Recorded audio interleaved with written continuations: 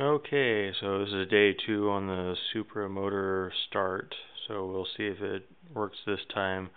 Put the distributor 180 degrees and did a couple more connections, so hopefully the computer will kick in. So let's see if it works.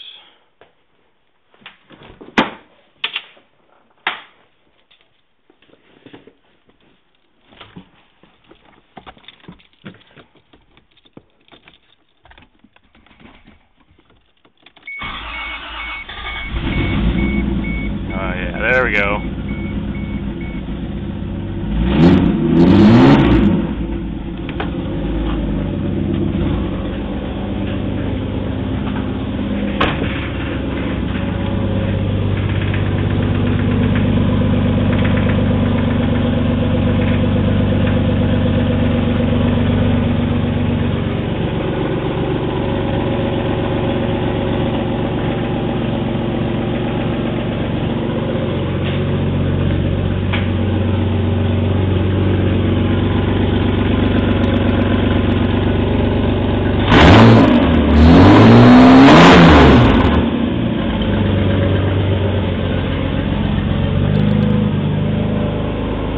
Yeah, sounds good.